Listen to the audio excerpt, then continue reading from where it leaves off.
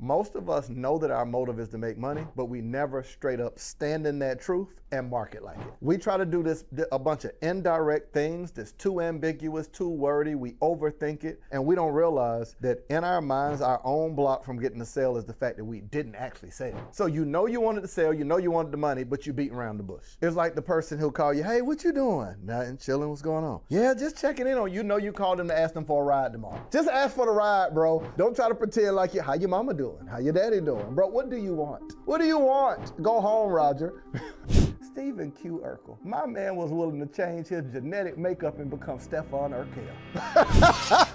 Or his lady Laura. It is okay to create content that specifically tells people, this is what I created, this is why I created it, this is why I'm charging this much. Price must be anchored in perceived value. Meaning, you can't raise the price without increasing the perceived value. What if Stephen Q. Urkel took no for an answer? He wouldn't have a lady Laura. I believe that some of us don't realize the same way that companies get us to buy, we can get someone else to buy. Your offer is the promise that you make to a person in exchange for their money. If you're watching this video, you're about to make a whole lot of money. Welcome back to Monetize with Marcus. I'm your host, Marcus Rosier. You know my goal of every episode is to take the questions that you're asking Google, ChatGPT, and YouTube and to answer them in video form without having to search all over the internet. You can come right here and get your questions answered. And once you've got the answer to your question, I got to show you how to turn that idea into online income. Well, today we've got to answer a very specific question: why you're not getting sales.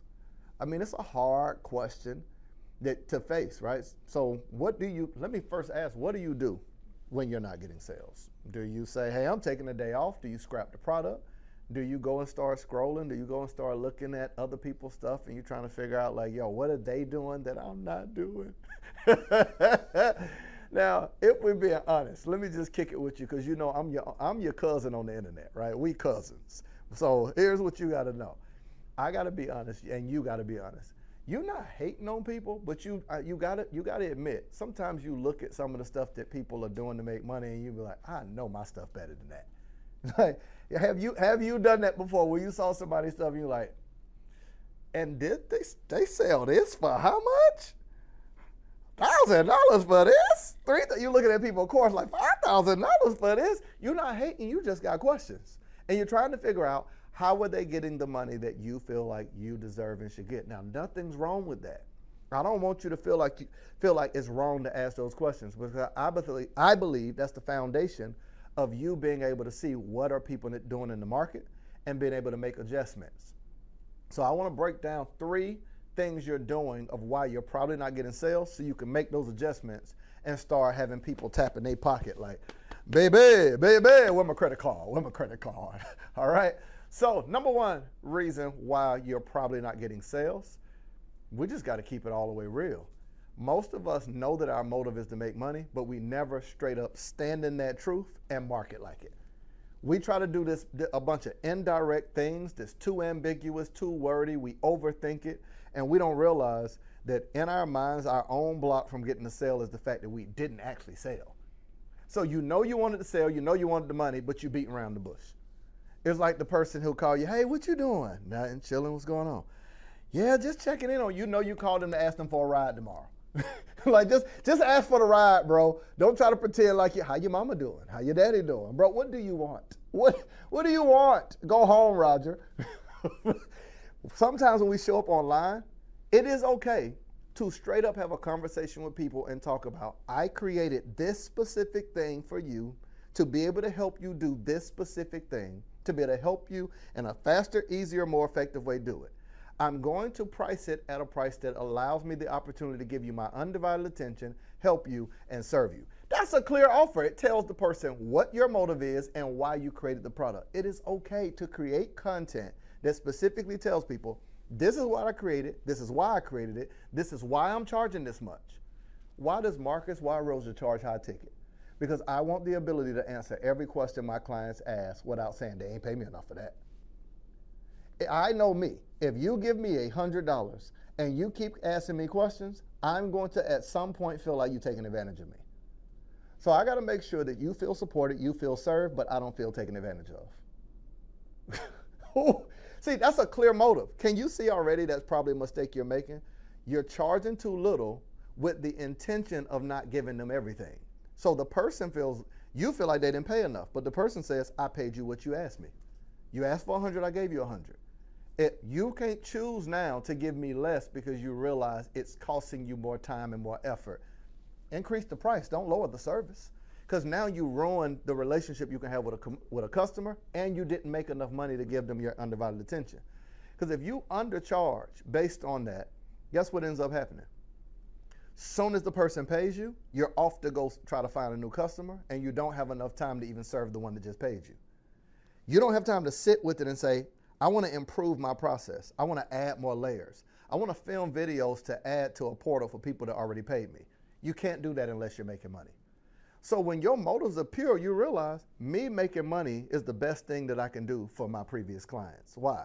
Because I don't have to be in a rush to find new people. I can serve the ones that I have. I can improve my process. I can make time to train my team so they can better support. We just shifted whole new softwares and everything, which is a tough thing to do because you got to not only research, find the process, find the software. Me as the leader have to sit and learn it, then train the team. Now you lose valuable productivity time that your team could be working because they got to be spending time training on the new software. So that means 2-3 days, they can't respond or do any other things you pay them for. They're just learning a new thing. Well, Marcus, why do it? To better support the people you currently have. We've got to pause right there because I'm in the giving mood. I decided to offer you a free gift, absolutely free. Now, I tell you all the time about turning your ideas into online income, but how am I going to tell you to do something and not provide the resource for it?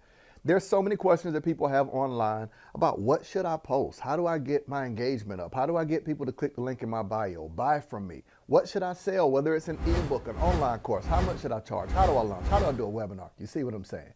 So I decided to create a free training and give it to you that you can utilize to learn how to literally take the services that you do or the ideas you have and build a successful online company. Go to www.monetizewithmarcus.com, my gift to you. You're welcome. You get it now. So number one reason why you're probably not getting sales, because you're not asking for it. You're not asking for the sale because you think asking for the sale will lose the sale. And I'm telling you, not asking for the sale is losing the sale. You know, who's going, like, fellas, come here. You know what girl will go out on a date with you? The one you ask. You know which one won't go out on a date with you? The one you don't ask. Why? She gonna feel like he must not be that serious. Why? He never asked me. Well, you should know how I feel about you. I text you every day. Yeah, but you don't be talking about nothing.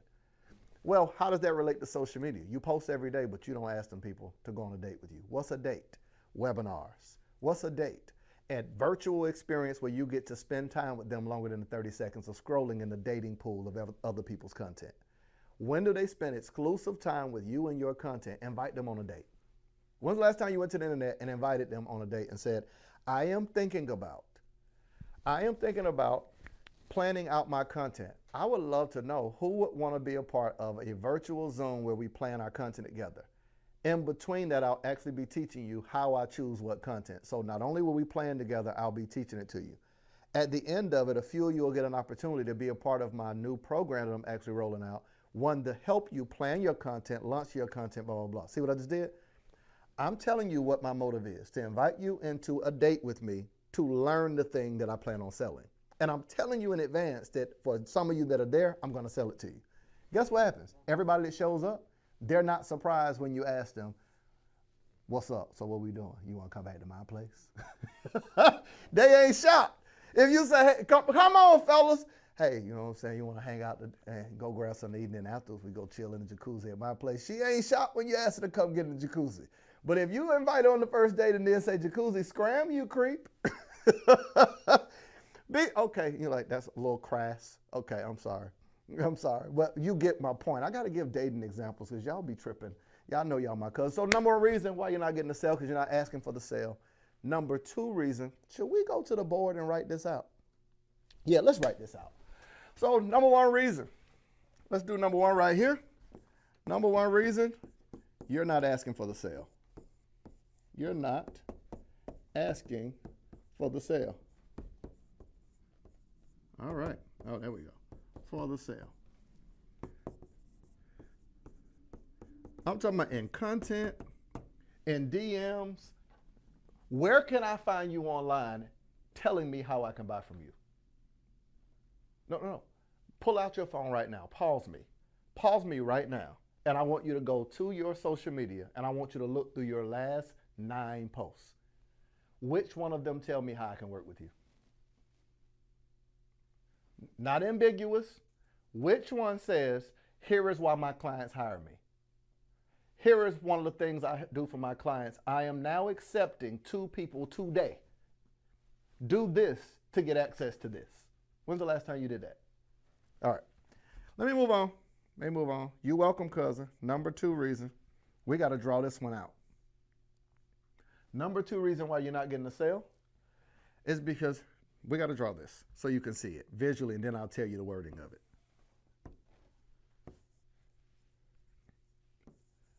Wrong offer for your audience. Wrong offer for your audience. So let me stand here and explain what I mean. Every person, now let's just say everybody that is on this spectrum are people that are aligned with the thing you sell. That's why it's in one straight line. These are the people that are aligned with the thing that you're selling. Makes sense? So this is you. At certain parts of your journey, let's just say this is you, right? So this is like, yo, I'm aligned spiritually, mentally, emotionally, financially. What is that alignment? However, every person that is on this line has different questions and different money they're willing to spend to have that question answered. Some people refer to this as a pain point. However, every customer is not paying to remove a pain point. Some customers are paying to support the solution, the pain point they already paid to remove, meaning they paid somebody else already to remove the pain point. What do you have to offer for a person that's removed their pain point and they're experiencing success and just need a new strategy or a system to support it? Sometimes you're offering the wrong offer. You're offering a pain point offer instead of an offer that helps someone to create a process to support their success. Everybody, how to make your first $3,000. Everybody ain't trying to make $3,000. Some people already made it. How to make your first 5 figures. Everybody is not trying to make their first 5 figures. Some people already made it. Who's the easiest person to get to pay you? People who already got the money. All of you. So when I say this is why you're not getting sales, sometimes you're probably offering the wrong offer for your audience. If I'm here, I got level 1 questions. If I'm here, I got level 2 questions. If I'm here, I got level 3 questions. Typically, the further you get in the alignment of your business, you aren't dealing with people that just want more information. You're dealing with people that want to know, how do I take what I already know? Don't teach me nothing. Tell me how to take what I know and create a strategy to get a result from it. So you're now talking strategy related. You don't even, people at this level, when you say, hey, you're going to get 27 modules, you lost them. Why? They don't want 27 modules. They don't even want to watch no video. What do they want? They want to hire your team to do the thing that you can do for them. See, you see what I'm saying? This is one of the major reasons why people are losing sales right here. Because I keep finding entrepreneurs that only, let me say it this way. I keep finding entrepreneurs that are only trying to work with people that are struggling, that are uncertain. There's a concept, and I don't want to get us off track, that I'm going to teach my inner circle that I call closest to the whole clients. Meaning, you ever played that old game? What's the little game? Is it skee ball? Is that what it is? The little ball and you roll it, right? What's the easiest one to get? The ones in the middle. What's the hardest one to get? The one to the left and to the right, right? So you play skee ball. You ever notice you try to get the one to the left and you end up getting 0? But when you keep doing the first one, it's easiest to get, but you hit it more consistent. You know what I'm saying? So you got 10, 20, 30, 40, 50, and then them 2 top ones is worth 100. You're behind me trying to get that 100, but what? You miss it, right? You don't get it very often. Imagine if those holes are clients that are sales. They're harder to get. Who do you want to market to? Closest to the whole clients. Well, who's closest to the whole? The person that already is aware they have a problem and ready to pay for it. Who's hardest to get? The person you got to convince they have a problem, the person you got to convince that they should pay, the person you got to convince that you're the best person to work with. It takes a lot more balls or a lot more tries or a lot more content or a lot more process to make you aware of the fact you got a problem, teach you the information on how it can work for you, convince you on I'm the person that can help you, then convince you on the price point. It takes you 4 or 5 tries. But who's the person that you need? People who are already indoctrinated with your message, closest to the whole, already showed interest. So this is number 2 reason. The wrong offer to your audience. I want to challenge you to say, when's the last time you tried to sell to someone that was not in the beginning of their journey, but someone who already had money, was already ready to buy? What message do you have for them? And number 3, third reason why you're not getting to sell. Number 3, was that good? Was that as good for you as it was for me? Number 3 reason why you're not getting to sell.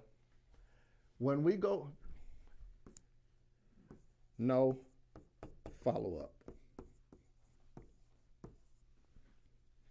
No follow-up. No follow-up. Now, I'm going to just do this really quick.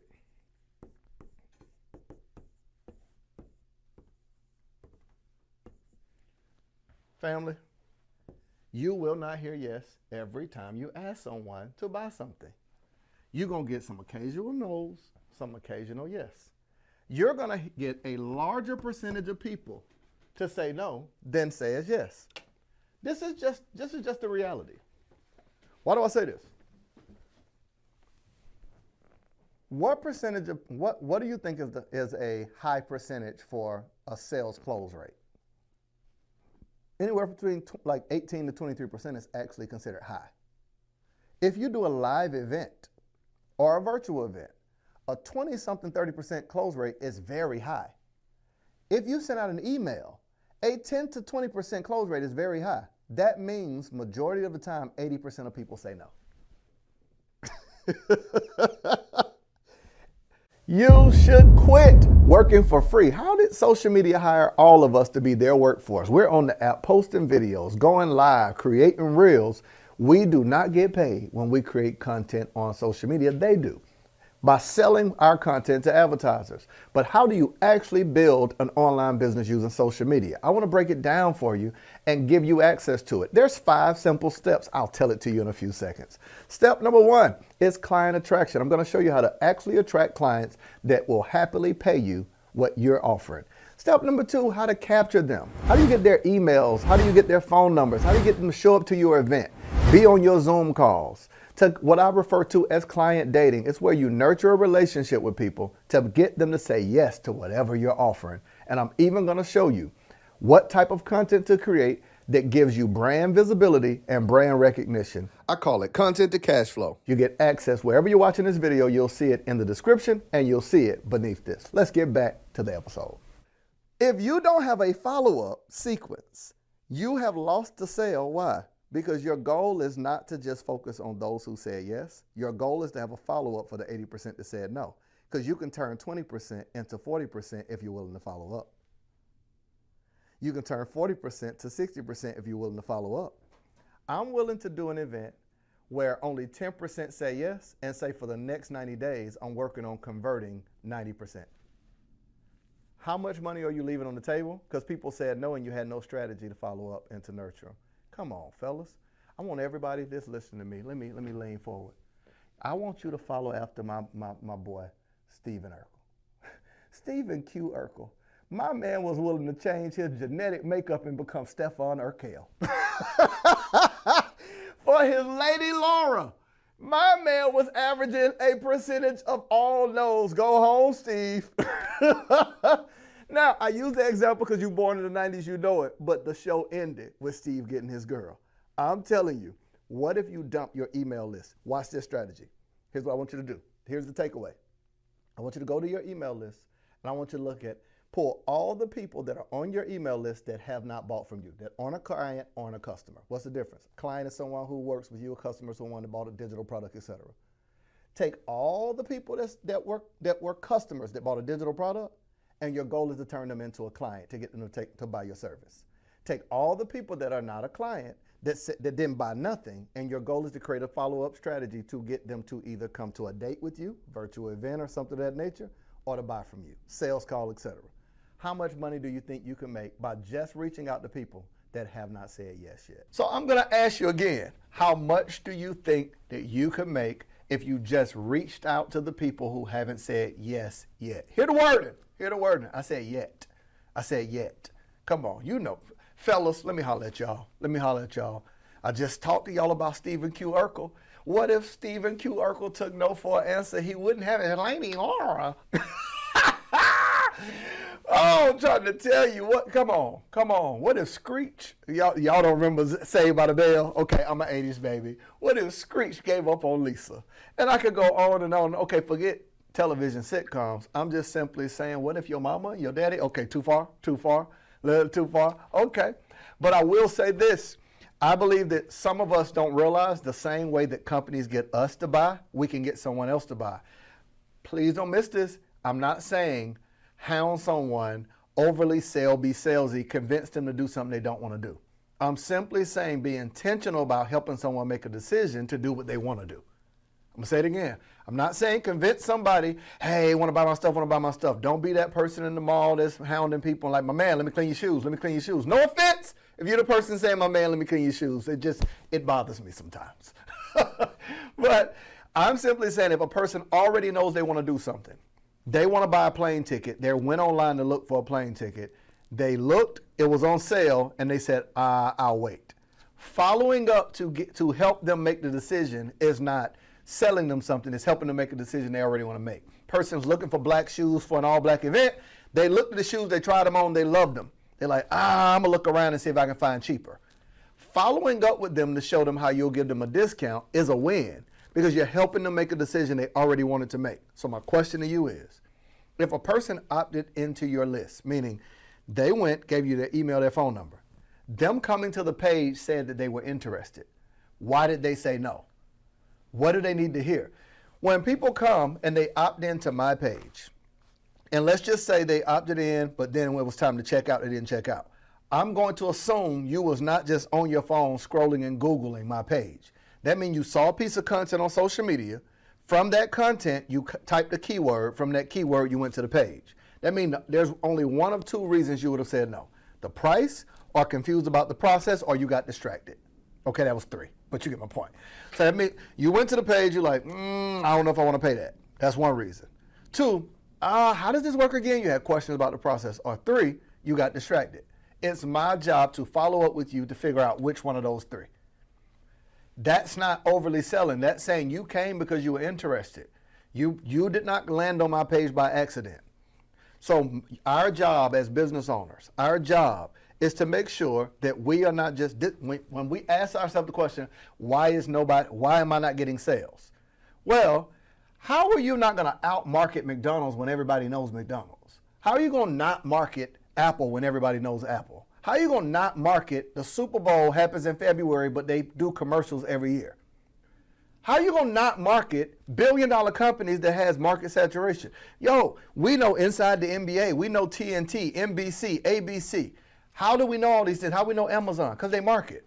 So how you think that they're going to see you one time and you're going to say, well, I ain't finna run behind nobody. Listen, this ain't boyfriend, girlfriend, this business. Drop the emotion that you have to what you think is running behind someone. Be intentional.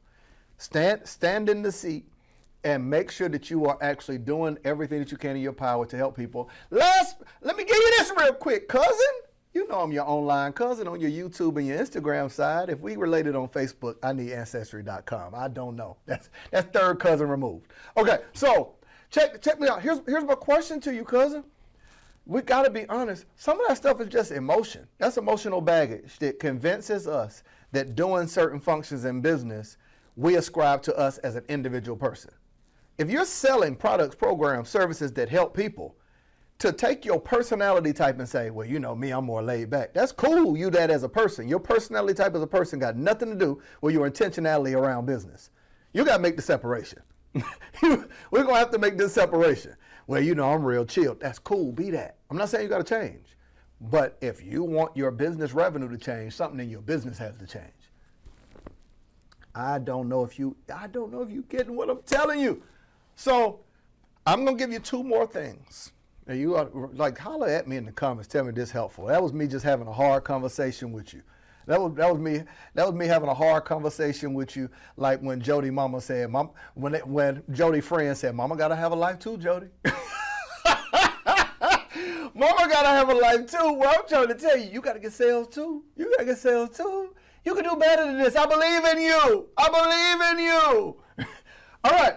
So let me give you a quick recap, and then I want to add 2 more reasons why you're possibly not getting the sale. Shout out to my family, right? Shout out to my family. I hope y'all are getting great value out of this. And this is me every time. My goal, I'm going to say it again, is to take the questions that you're asking ChatGPT, that you're asking Google and YouTube, and answer them for you in video form. You might have asked, why am I not getting the sale, or how to get more sales? Well, I'm going to answer it for you and then show you how to take the answer to that question and turn it into income. Okay, let's go back to the board. Reason number 1, we rewrote this out. Not asking for the sale. Like, you like, hey, why didn't she go on a date with me? Because you never asked. You beat around the bush. Hey, what you doing Friday? You asked her what she doing Friday, but you didn't ask her out on a date. So you think alluding to the thing you want is the same as asking for the thing you want. Quit playing games. Quit playing games. Number 2, wrong offer for your audience. And we broke down the whole system of, you remember when I showed you that they are on a, all right, I got to rewrite it in case y'all forgot. We did this little example right here where they said they're in alignment with you and they have questions, and each question they're willing to pay for. So we said wrong offer for your audience. And the third thing we said is you don't have any follow-up. Now I'm going to give you 2 more, okay? 2 more reasons why they're possibly not buying for you, and I want you to write, pause me right now. Don't you play with me. You write these 3 down. Don't, cousin, come here. Write these 3 things down. Number 4, wrong O.P.P. And I'm not talking about naughty by nature. Wrong, oh, okay. I keep forgetting that some of y'all watching me are B2K babies. You're not 80s babies. You didn't grow up on New Jack City. You didn't come up in the 80s, baby. I'm talking where you don't even remember TGIF. You think it's a restaurant. You don't know it used to be. Y'all come on. You don't even know what TGIF was. Okay. Thank God it's Friday with Family Matters and all that stuff. You don't remember Monday nights when Blossom and Fresh Prince came? See, you don't know what a living color is. You like, what's that? I ain't got nothing for you, B2K babies. You don't know nothing at all but Moesha. Okay, so wrong O.P.P. What does that mean? Now, number 2, we mentioned wrong offer for your audience. But watch this. Wrong O.P.P. is wrong offer, price, and positioning. This is something nobody, I know my YouTube people get mad when I misspell words. So let me go back, because you're going to be like, I can't take your advice. You spelt the word wrong. Well, I'm teaching you how to make money, not spell. It ain't a spelling bee. Wrong positioning. Okay? This, family, is so important, and I don't hear anybody online talking about it. I'm going to clearly define for you real quick, what is an offer? We got questions around that. When we mention price, how do we come up with our price, and what is positioning? This, if I do nothing but answer this for you, this is going to answer the question for how to get better with sales. Like, why am I not making sales? If we haven't thought through this, this is the reason, okay? When I talk about an offer, let me clearly define this for you. An offer has nothing to do with just the product or course. When I say, what's your offer? Oh, I got an ebook. You normally start telling me what you sell. Hey, I have a course. Don't miss me, family. If I say, what's your offer? And you say, I have a mentorship, I have a program, I have a course, I have a VIP day. That's not technically your offer. Your offer is the promise that you make to a person in exchange for their money. That's not the thing you're selling to them. I'm talking about the promised outcome. So if I say, hey, I charge $200 for a fitness session, the offer is not $200 for a fitness session. The offer is what I provide in the fitness session that gets you a result. So I'm not selling $200 for a fitness session. I'm selling a fitness session that gets you results, as well as a meal plan, like all the things that encompass the result you came to me for. Meaning you said, I want to get in shape. So all the elements of getting in shape is the offer, not the $200 for a session. You get it now. If you say, I'm selling an ebook that teaches you how to save money to buy your dream home, right? Some could call that offer. Okay, best example I can use is a cell phone. So the cell phone isn't the offer. The cell phone is a product.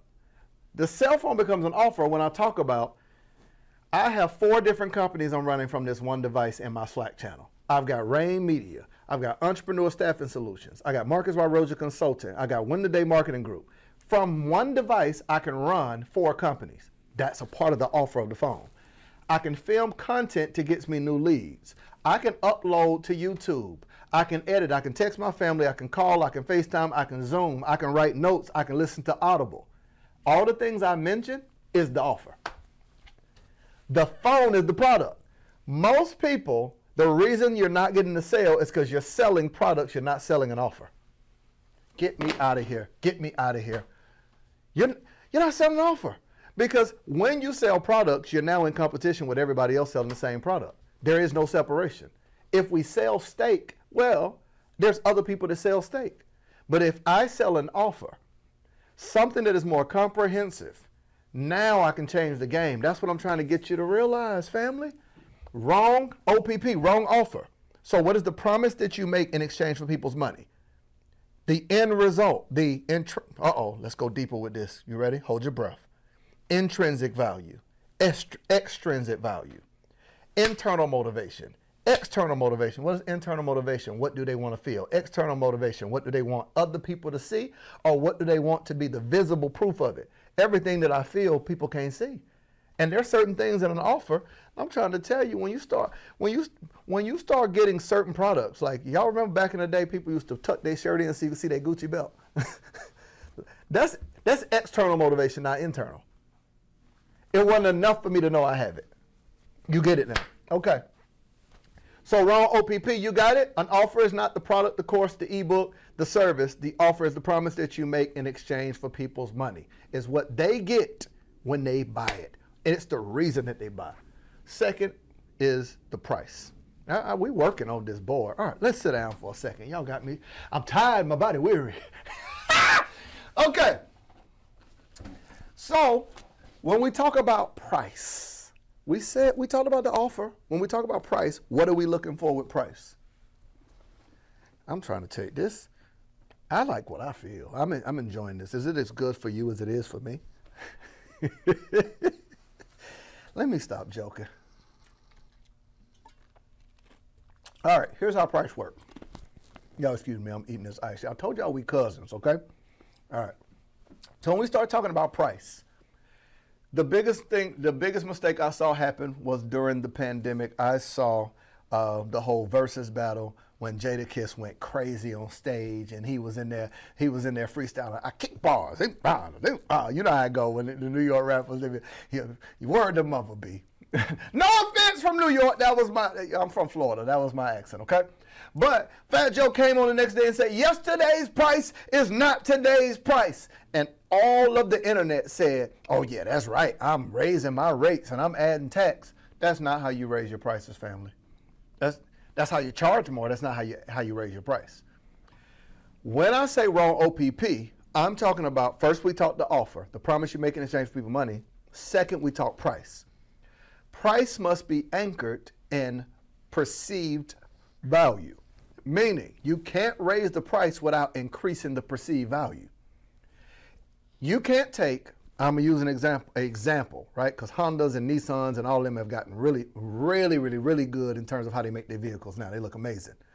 But here's my example. You can't just go on the lot to a Honda dealership and they say, you know what? Fat Joe was right. Yesterday's price is not today's price. We're going to make our vehicle the same amount as Bentley. We know our worth. This is what people were doing on the internet. People who were selling $100 products were like, I know my worth. So they thought that they can change price without changing perceived value in the market. Is this not good? Is this not teaching you something? You cannot change price without changing your marketing, your messaging, your perceived value, and the actual value to the customer. So Honda can't go in the dealership and say, hey y'all, our new competition is not going to be Nissan. It's not going to be Hyundai. We're going to compete with Bentley. How, Honda? How? How are you going to do that? All you did was increase the price. You didn't increase the value. I don't feel like I'm getting a Bentley because I paid Bentley price for a Honda. What would I feel? Like I got cheated. People will feel cheated when you just increase the price without increasing the value. So price is not determined by price, because people don't buy price, they buy value. Family. Gucci's not the only person to make belts. Louis is not the only person to make belt. But price is predicated by value. We can all get on the same airplane, so we know that it's the same plane. But when you walk past them first few seats and you look down, that person already been sitting down, them first few seats, same plane, but the value is different in first class than comfort than basic economy. But we all on the same plane, we all arriving on the same destination. I'm telling you, in your business, if we use that example and we said it's an airplane, you could have different models and things in your business, but when you are marketing the wrong offer, price, how do we increase value then? How do we increase value? You're probably going to have to add something to it that takes away something else they would have to buy in addition to it. So I'll give an example. What if I wanted to increase the price of my course, but I added with it an in-person event where I walk you through in a 2-day how to do the things in the course? Well, I just took the same thing, you get access to the course, but it comes with a 2-day to walk you through it. Now the value increased, so the price can. Let's just say you don't want to do in-person, virtual. Hey, we do a virtual conference where I invite other friends and colleagues to go deeper with the 4 elements of the modules in my course. Now the value increased. You cannot just change the price because you feel like you're worth more. That's not how this works. And you're like, why nobody's buying it? Wrong O.P.P. All right, let me go to the board for a second. So we said, I think we're doing a good job. All right. We already taught this part. Oh, let me change the color of this. Let's go red. All right. So we said offer, we already dealt with that. Price, we dealt with that. We answered them questions. Now we got to deal with positioning. All right. So one of the things that I don't think most, let me rewind that back. Some, not most, that's bad wording. I got to be responsible with my words. Some entrepreneurs, not you. We're talking about our other cousins, the ones that's on Facebook, not my cousins that's on YouTube and Instagram, okay? But my Facebook cousins that are entrepreneurs and that are coaches and service providers and experts. Positioning has to do with how you take who you are and place you within a market. So I can show you this really quick. If 2 people are doing the exact same thing, how does a person decide which person they do business with? Apples to apples, oranges to oranges. I'll keep with the flight example. If I told you I'll buy you a plane ticket to wherever you want to go, pick between these 2 airlines. Do you want Delta or do you want Spirit? Answer in the comment. Which one you want? Which one you want? Come on, answer in the comment. Now, I know one of you gonna be that person, like, well, technically I'll take Spirit. That's fine. You'll be there. The rest of us over here, okay? Why would you, now listen to this. Both of them are airplanes. Both of them allow you the opportunity to go to the airport. But when we start deciding between the same thing, but 2 different brands that are positioned, we choose Delta. Why? Their positioning is different. How they're positioned in the market of perceived value, experience, customer service, all of those things. Now, how do we change positioning? One of the ways you change positioning is through your messaging. So I'll give an example. I don't use the word course at all.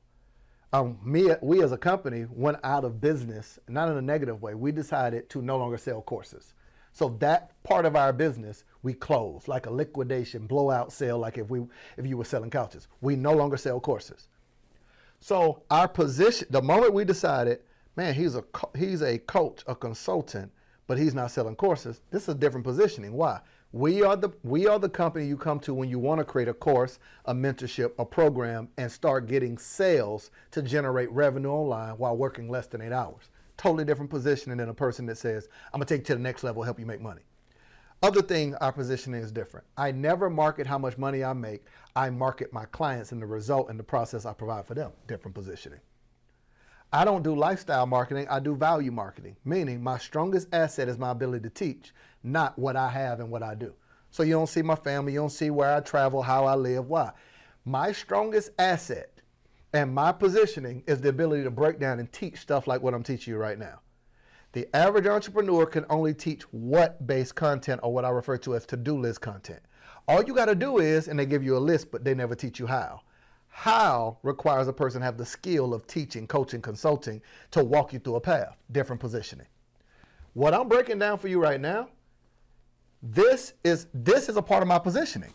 I took complex things like offer creation, pricing structures, market saturation. See these $2 words? And I reduced it to O.P.P. That's part of my positioning.